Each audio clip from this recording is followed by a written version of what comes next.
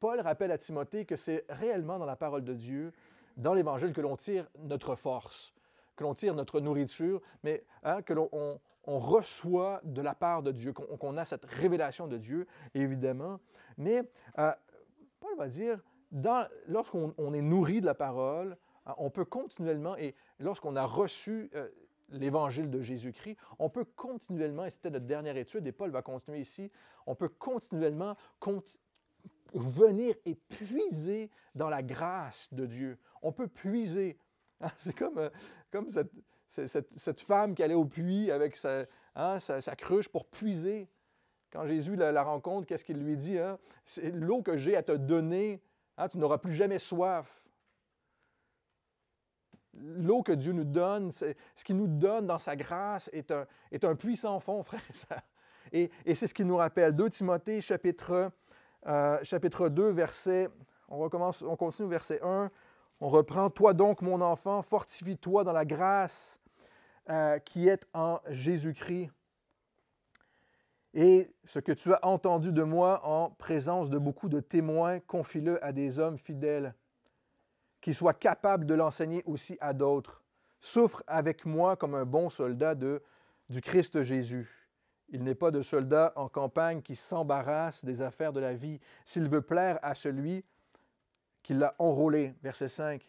« Et l'athlète n'est pas couronné s'il n'a combattu suivant les règles.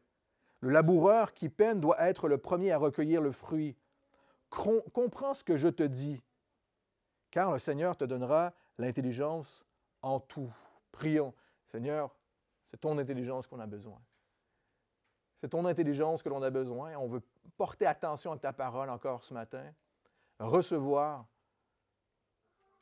entendre ta voix, Seigneur, de ta parole et aussi, Seigneur, recevoir de toi dans ta grâce et ton intelligence, Seigneur, qui surpasse notre intelligence. Nous te prions, Seigneur, aujourd'hui. Fais cette œuvre en nous. Amen. Laurent, on a démarré l'enregistrement. Hein? Désolé, 2 Timothée, chapitre 2, retournez à la grâce de Dieu, puisez dans la grâce de Dieu. Toi donc, mon enfant, hein, Paul dit à Timothée, mon enfant, fortifie-toi dans la grâce de Dieu. Remarquez ce que Paul il dit ici. Et j'aime ça, hein? Il ne dit pas sois fort, prends sur toi, Timothée. Là. Il y a des épreuves, prends sur toi, là. Vas-y. Ressaisis-toi par tes propres forces, tu vas y arriver, tu es capable. Hein?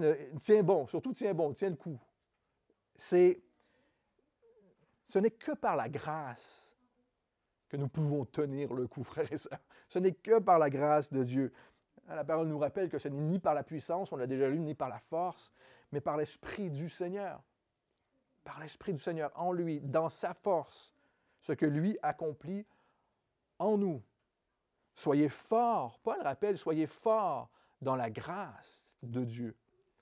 Et il y a 3 choses importantes peut-être à retenir dans ce message ce matin, c'est que nous sommes sauvés par la grâce, dans la grâce, nous sommes sauvés dans la grâce nous sauve, que l'on peut être fort dans la grâce de Dieu, on peut être fort dans la grâce et on peut grandir dans la grâce de Dieu. Il y a tous ces aspects-là, il y a une multifacette. Nous sommes sauvés par la grâce, nous pouvons être forts, tenir bon, et c'est comme ça que Paul parle. On peut grandir, continuer à grandir dans la grâce de Dieu. Et vous savez, il ne s'agit pas de différents types de grâce. Il n'y a pas de différentes grâces, différents types de grâce. Mais toutes ces choses que l'on peut puiser se trouvent dans la grâce de Dieu. Dans la grâce de Dieu. Non seulement notre force dépend de la grâce de Dieu, mais notre salut dépend de la grâce de Dieu. Notre croissance dépend de la grâce de Dieu. Constamment. Vous savez, nous servons un Dieu juste, qui accomplit sa justice envers nous par Jésus-Christ.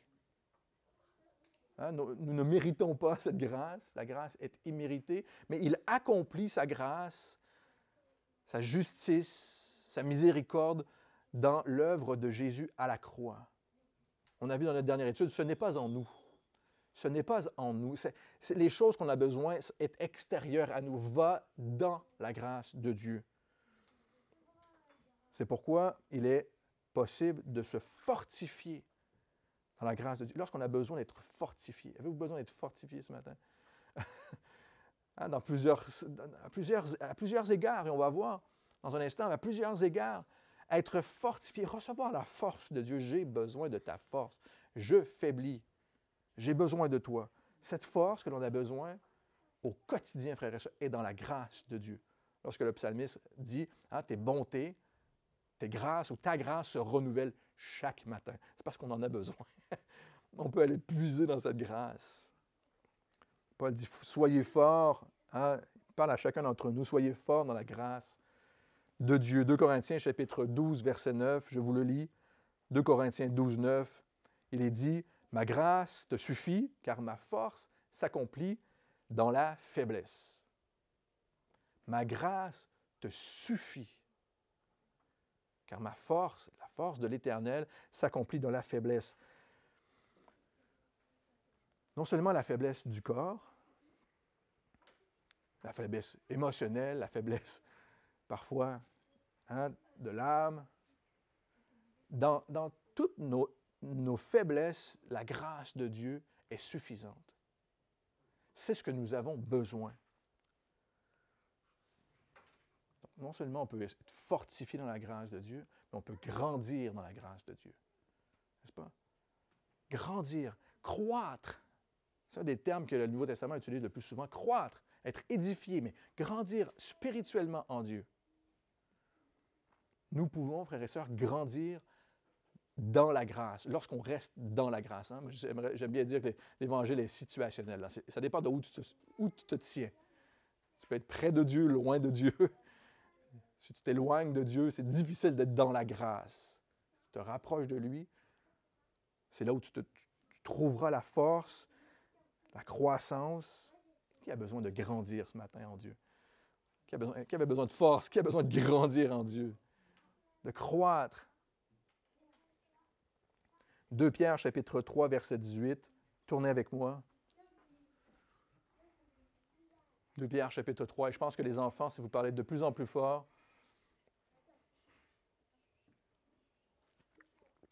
on va s'entendre de moins en moins. 2 Pierre, chapitre 3, verset 18. Vous donc, bien-aimés, puisque vous le savez d'avance, prenez garde de tomber, vous aussi, de votre propre fermeté, en vous laissant entraîner par l'égarement des méchants. Verset 18, 2 Pierre 3, 18. Mais grandissez dans la grâce et la connaissance de notre Seigneur et Sauveur Jésus-Christ. À lui soit la gloire, maintenant et pour toujours. Grandissez dans la grâce et la connaissance de notre Seigneur et Sauveur Jésus-Christ, et à lui soit la gloire. Très intéressant que Paul mette ces deux choses, Pierre mette ces deux choses ensemble, mais Paul aussi met ces choses ensemble dans la grâce de Dieu. Comment nous pouvons grandir dans la grâce et comment nous pouvons donner la gloire à Dieu. Les deux vont ensemble, frères et sœurs. 1 Corinthiens chapitre 15, verset 10, je vous le lis. 1 Corinthiens 15, 10. Mais c'est par la grâce de Dieu que je suis ce que je suis, et sa grâce envers moi n'a pas été vaine.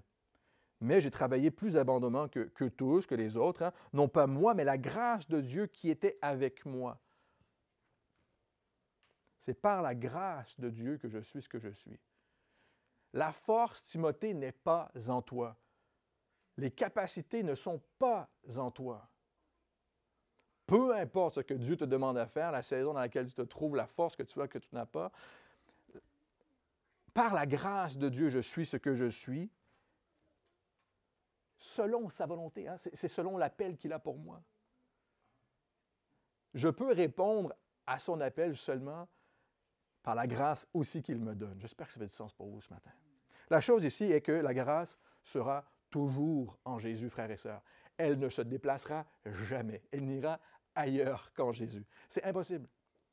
La grâce se trouve et se trouvera toujours en Jésus. Ni en moi, ni en Paul. Paul n'est pas en train de parler à Timothée, viens vers moi, mon enfant. Hein? On a déformé ça un peu dans l'histoire de l'Église. Hein? pas en Paul, en aucun pasteur, en personne, seulement en Jésus. Aussi simplement que ça. Première lettre à Timothée, hein, il n'y a aucun autre médiateur que Jésus-Christ entre Dieu et les hommes. Il est le seul. Timothée ne devait pas être fort dans sa propre force, mais celle de Dieu, et ni dans la force de quelqu'un d'autre ou de quelque chose d'autre. À Dieu soit la gloire seule. À Dieu seul soit la gloire. Pas à moi dans ce que j'accomplis, pas à quelqu'un d'autre dans ce qu'il accomplit. Paul continue, 2 Timothée 2, verset 2, « Ce que tu as entendu de moi en présence de beaucoup de témoins, confie-le à des hommes fidèles qui soient capables de l'enseigner aussi à d'autres. » Simplement, ce que tu as reçu, il a parlé du modèle dans notre dernière étude, ce modèle, cet exemple de comment agir, mais ce que tu as reçu, c'est principalement la parole de Dieu. Tu as reçu la parole, tu as reçu tout l'enseignement de la parole de Dieu. Et ici, l'idée ici, c'est que ça parle de toute notre vie. Chaque aspect de notre vie, chaque moment de notre vie, comment ces choses que nous avons entendues s'appliquent à nos vies. Seriez-vous d'accord pour dire aujourd'hui avec moi que l'Église, ce n'est pas seulement une personne qui parle et un groupe de personnes qui écoutent. C'est pas que ça l'Église. C'est pas qu'une personne qui parle, qui transmet et les autres écoutent. L'Église, ce n'est pas que ça. Nous sommes ensemble une demi-journée par semaine. Nous voulons en profiter au maximum. Nous voulons rendre à Dieu, rendre un culte. Nous voulons rendre à Dieu ce qui lui revient ensemble. Mais il y a encore 6 jours et demi dans une semaine. 6 jours et demi dans une semaine où nous voudrions, où nous pourrions aussi en tirer le maximum, le meilleur. On veut en tirer le maximum le dimanche, on se met beau, on se met propre. J'ai oublié de me raser ce matin, là, mais on pourrait vouloir désirer de mettre les 6 jours et demi aussi à profit pour Dieu. Pas seulement tenir bon, là. Je vais à l'église, là, je donne tout ce que j'ai, et là, pendant 6 jours et demi, je tiens bon, le reste du temps, là. Je ne peux pas faire de l'Église ou de ma relation avec Dieu seulement une demi-journée par semaine. Et oublier ce temps avec Dieu ensemble. Et avoir l'impression que j'ai fait ce que je devais faire, et puis voilà, on met tout le reste de côté. Juste prendre quelques petits moments et de dire, j'ai fait ce que j'avais à faire, et le reste du temps, je mets Dieu de côté. Il ne s'agit pas de donner seulement une demi-journée, quelques instants par semaine, mais d'avoir une relation constante, continuelle avec Dieu. Et dans sa parole, et dans la force qu'il veut nous donner, dans sa grâce, continuellement puiser en lui, continuellement être disponible afin qu'il puisse nous utiliser, grandir en lui. Donc d'abord, soyez forts dans la grâce qui se trouve en Jésus. Ensuite, vous n'êtes pas seul. Allons-y ensemble. Ce que tu as entendu de moi en présence de plusieurs, transmets-le aussi. Il y a une idée de communion ici. Ensemble. Et puis, et Paul donne cette force-là, il rappelle où se trouve la force. Et s'il donne cet élément de communion ensemble comme un élément de force, c'est que dans la grâce de Dieu, dans la communion fraternelle, ensemble, on peut trouver la force de Dieu. J'espère que vous le croyez ce matin. Pourquoi?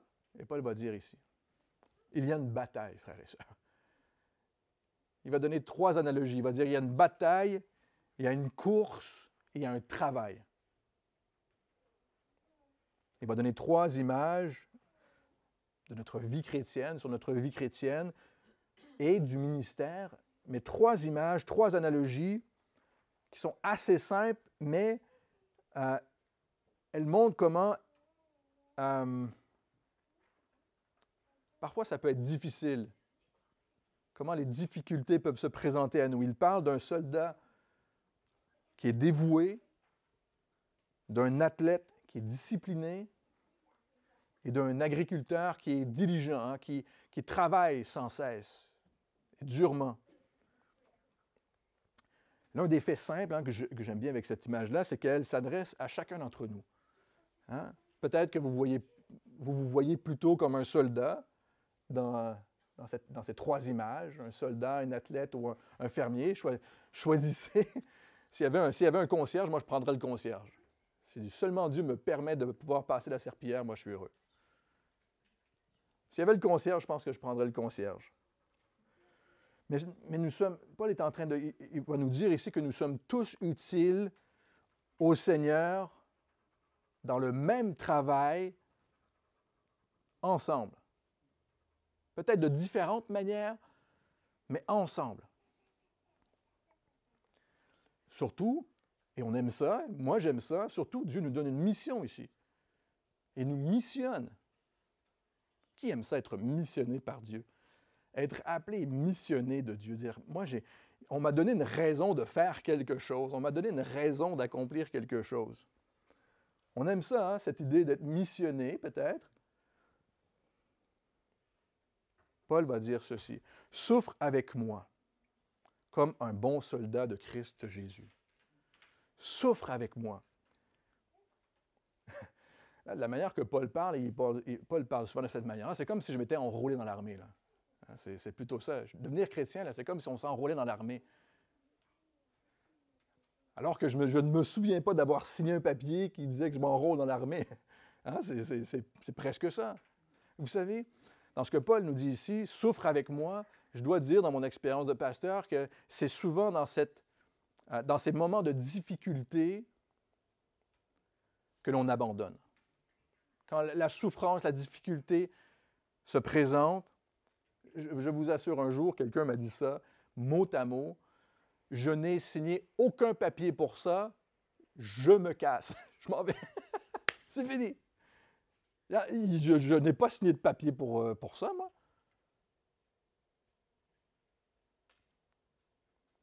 Lorsque la souffrance arrive, c'est généralement là qu'on abandonne. Paul dit, « Souffre avec moi comme un bon soldat de Jésus. » Ce que Paul dit pourrait être traduit, « Endurez ensemble l'affliction. » Endurez ensemble, souffre avec moi. Endurons ensemble l'affliction. Prendre sa part de la souffrance. Vous étiez d'accord pour dire tout à l'heure que l'Église, ce n'est pas une personne qui enseigne et le reste qui écoute.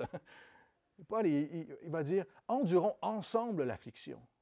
Il y a une course, il y a un travail. Endurons ensemble l'affliction. Lorsque nous comprenons ce que Paul entend par soldat, les sacrifices que ça exige de nous, on préfère probablement l'image d'être un enfant de Dieu. Oui, mon enfant. Mon soldat, je ne suis pas certain. Je ne sais pas. On préfère peut-être l'image d'être un enfant. Lorsqu'on lit l'Apocalypse, je préfère peut-être même l'image d'être un prêtre et un roi même. Mais d'être un soldat, un fermier. Surtout, ne me traite pas de paysan, toi. Hein? Qui veut se faire traiter de paysan ici? Qui est prêt à faire le travail d'un paysan? Pour soi-même, parfois, oui. Pour le Seigneur. Mais ici, nous devons surtout garder à l'esprit le sentiment d'appartenance et de désirer plaire à notre Seigneur. Désirer plaire. Hein? Nous appartenons à Jésus et nous voulons plaire à Dieu. J'espère que c'est le désir de votre cœur ce matin. Nous appartenons à Jésus et nous voulons plaire à Dieu et à Dieu seul. Nous sommes à lui. Nous recevons la grâce de lui. Nous recevons notre mission de lui. Nous recevons nos ordres de Dieu, sa direction, de sa parole, de lui. confie ces choses à des hommes fidèles qui pourront aussi les enseigner, par du ministère spécifiquement, mais ça s'adresse aux hommes et femmes dans l'Église, la manière dont on s'encourage dans l'œuvre de Dieu. Vous savez, la parole nous répète souvent que nous ne cherchons pas l'approbation des hommes, mais nous cherchons l'approbation de Dieu. Nous ne cherchons pas l'approbation des hommes, nous cherchons l'approbation de Dieu et de Dieu seul. Et vous savez, c'est le meilleur rappel que nous pouvons faire afin de donner la gloire à Dieu seul. C'est un bon rappel à se faire. Nous ne cherchons pas l'approbation des hommes, mais l'approbation de Dieu. Vouloir être au service de Dieu, vouloir être fort en Dieu, vouloir grandir en lui, pouvoir accomplir la mission qu'il nous donne, on le fait, on se le rappelle pour donner la gloire à Dieu, pour son approbation à lui, pour lui plaire à lui. Et je crois que personnellement, ça s'applique non seulement aux pasteurs, mais non seulement à des hommes et à tout homme et femmes qui veulent servir Jésus. Nous voulons plaire à notre Seigneur. Paul dit, « Il n'est pas de soldat en campagne qui s'embarrasse des affaires de la vie s'il veut plaire à celui qui l'a enrôlé. » Il nous parle de bataille, de guerre.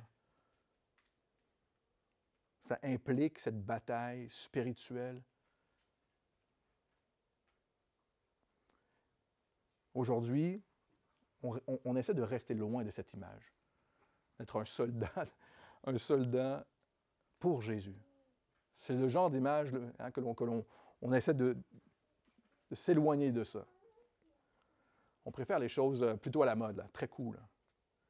Les ministères de café, les choses extraordinaires. La plage, surtout, là, on est sur le bord de la plage. Tous les ministères, on pense à des ministères de surf. Moi, ça me plaît, ça, ministère de surf. Pourquoi pas? Être un soldat pour plaire à mon maître. S'engager. L'idée de s'engager dans une guerre ici. S'engager dans une guerre, littéralement pour plaire au Seigneur. Paul continue au verset 5, « Et l'athlète n'est pas couronné s'il n'a pas combattu suivant les règles. » Un athlète n'est pas couronné s'il n'a pas combattu selon les règles. On voit ça constamment dans le sport. Hein, il y a l'arbitre qui vient, qui sort les gars ou les filles du jeu parce que, c'est ça, tu as mis un croche-pied, tu as mis un truc, tu n'as pas respecté les règles du jeu, quoi. Peut-être que Timothée aurait pu dire à ce moment-ci, mais qu'est-ce que j'ai dans tout cela qui me donnera la force d'endurer? La manière dont tu parles, Paul, là, je ne vais pas m'en sortir du tout. Hein. Je vais juste pas m'en sortir. Moi, on se dit presque être un athlète, j'aimerais bien avoir la médaille avant pour que je puisse en profiter un peu parce que donne-moi une médaille, la médaille d'honneur et je vais aller au combat parce que de la façon que tu parles, Paul, je ne vais pas revenir, je vais mourir sur le champ de bataille. Là. On aimerait bien avoir le trophée avant d'avoir combattu. La médaille avant d'avoir couru. La récolte avant d'avoir semé et labouré.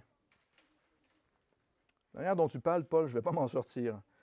Donne-moi au moins la médaille maintenant, pour que ça me donne de la confiance, de l'assurance, hein, de la certitude, pour que je puisse en profiter, la polir un tout petit peu. Là. Le soir, avant de me coucher, me dire, OK. Non, un athlète n'est pas couronné s'il n'a pas combattu selon les règles. La vie chrétienne exige que l'on mette en pratique la piété, on l'a vu.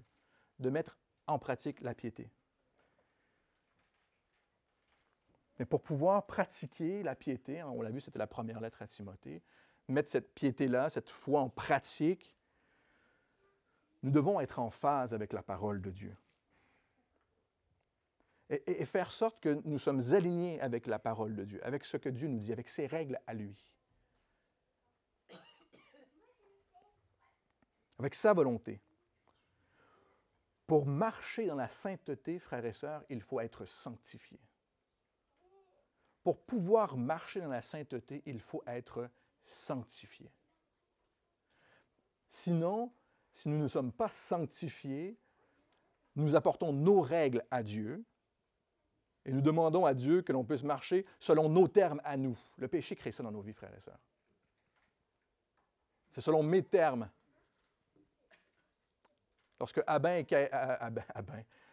et Caïn ont présenté leur offrande à Dieu, le cœur de un était rempli de colère et l'autre non. Et il voulait présenter son offrande selon ses termes à lui, et Dieu a dit, mais non, ton cœur est rempli de colère. Tu veux fonctionner selon tes termes à toi, pas selon les miens. Dieu aurait agréé l'offrande de Caïn s'il avait nettoyé son cœur. S'il était venu selon les termes de Dieu, il aurait pu, son offrande, son service, ce qu'il voulait donner à Dieu, aurait été agréable à Dieu. Le péché crée ça dans notre cœur, frère et sœur. On vient et on dit à Dieu, c'est selon mes termes à moi. C'est moi qui décide. Je vais faire quelque chose pour toi selon mes termes. Le péché, si nous voulons marcher dans la sainteté, nous devons être sanctifiés. Il y a un moment dans ma vie personnelle où j'ai fait l'erreur de penser que je n'avais pas de peur. La peur, c'est pour les autres. Moi, je me suis dit, je n'ai pas de peur moi-même. Je pensais ne pas vraiment avoir de peur. Mais à un moment dans ma propre vie, la peur était la raison pour laquelle j'étais bloqué dans ma croissance spirituelle.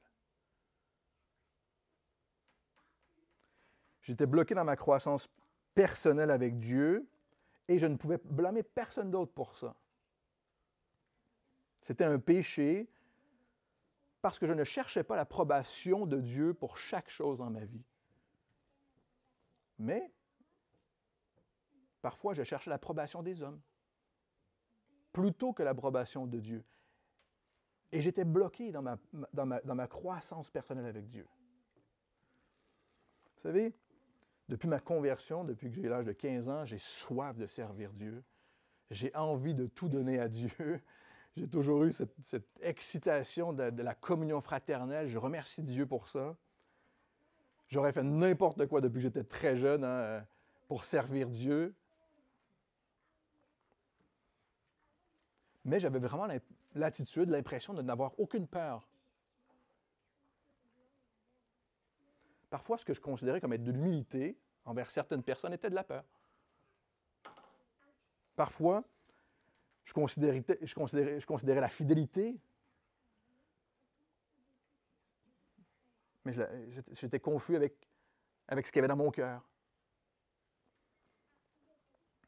Je me suis converti, encore une fois, j'avais 15 ans. J'ai servi dans l'Église autant que j'ai pu. J'ai donné tout mon temps à l'Église, les réunions de prière, les rencontres d'évangélisation. C'était vraiment une joie pour moi de faire ça. Je me souviens quand j'étais plus jeune, on louait des mégaphones. Vous savez ce que c'est qu'un mégaphone? On louait des mégaphones, on allait devant les foules de 2000 personnes, puis on parlait de Jésus. Jésus revient bientôt. J'avais l'impression que je n'avais aucune peur. Ça ne m'arrêtait pas. Le fait est que, d'une manière ou d'une autre, je pensais que je pourrais aller plus loin dans le service pour Dieu si quelqu'un me prenait par la main, si quelqu'un me tapait dans le dos. J'avais besoin que quelqu'un le fasse pour moi ou me donne son accord. Ce qui se révélait être simplement chercher l'approbation des hommes. Et ça m'empêchait de faire ce que Dieu me demandait de faire. Et j'étais coincé. J'étais coincé et bloqué dans ma relation avec Dieu. Et ce qui est difficile à comprendre, c'est que Dieu veut m'utiliser pour le servir. Hein? Ça, c'est difficile à comprendre. C'est toujours difficile à comprendre. Mais ce n'est pas difficile pour moi de comprendre qu'il veut agir. Que son œuvre continue, qu'il est grand, qu'il veut continuer à faire cette œuvre. Mais la seule façon de se débarrasser d'un péché, frères et sœurs, c'est de demander pardon pour ce péché. Si nous voulons marcher dans la sainteté, nous devons être sanctifiés.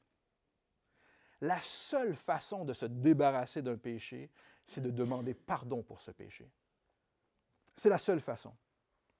Il n'y avait aucun autre moyen pour moi, ou il n'y a aucun autre moyen de se libérer de son péché, de ses peurs, que de demander pardon à Dieu. Vous voyez, dans ma vie, la peur n'était pas une faiblesse. Certains pensent qu'on confond parfois les faiblesses et le péché. Une faiblesse, c'est quelque chose sur lequel on peut travailler et s'améliorer. Ou c'est quelque chose, peut-être parfois physique, avec lequel on doit vivre, mais on peut quand même fonctionner. Ça peut être une faiblesse. Un péché est quelque chose qui nous empêche de fonctionner et qui nous empêche de grandir.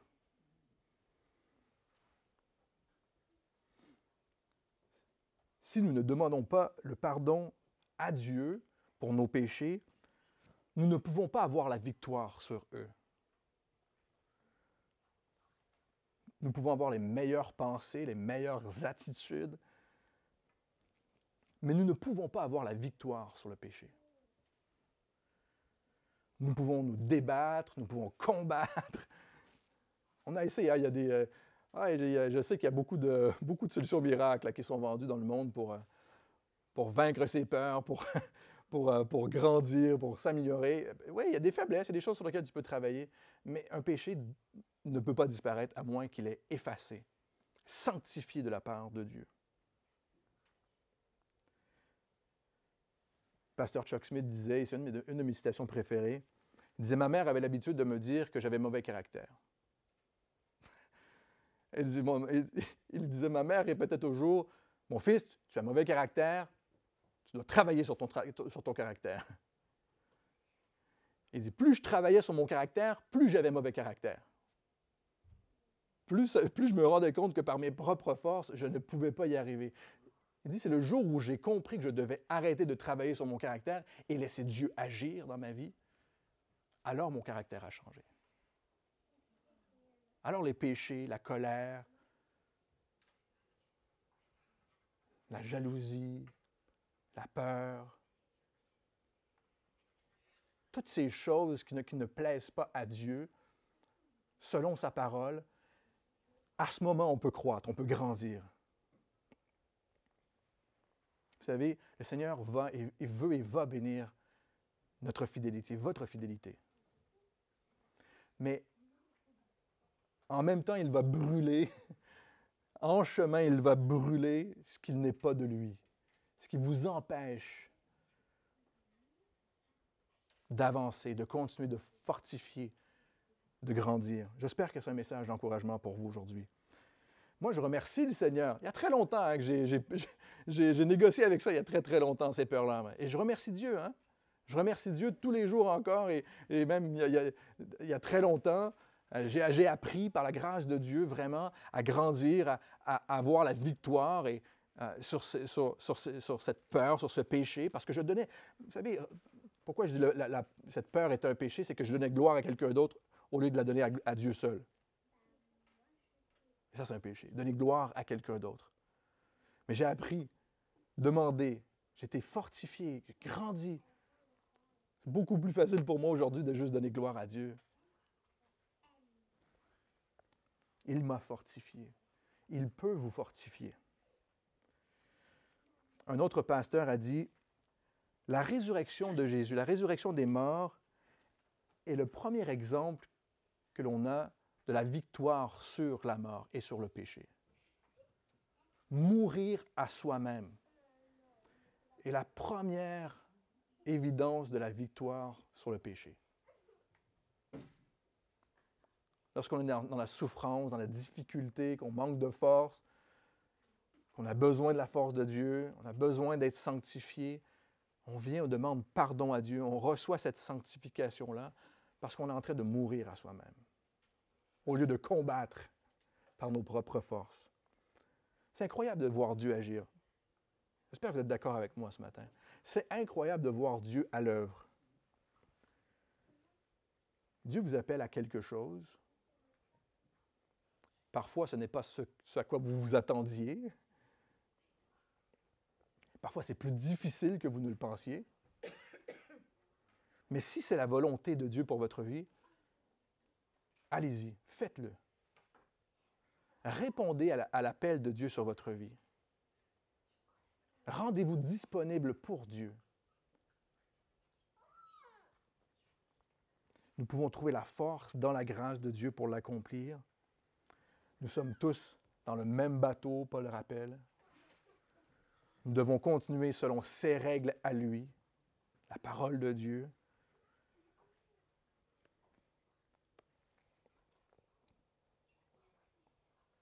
Le laboureur qui peine doit être le premier à recueillir le fruit. On termine dans un instant. Le laboureur qui peine doit être le premier à recueillir le fruit. Comprends ce que je dis, car le Seigneur te donnera l'intelligence en tout. L'agriculture était et est toujours un travail très difficile.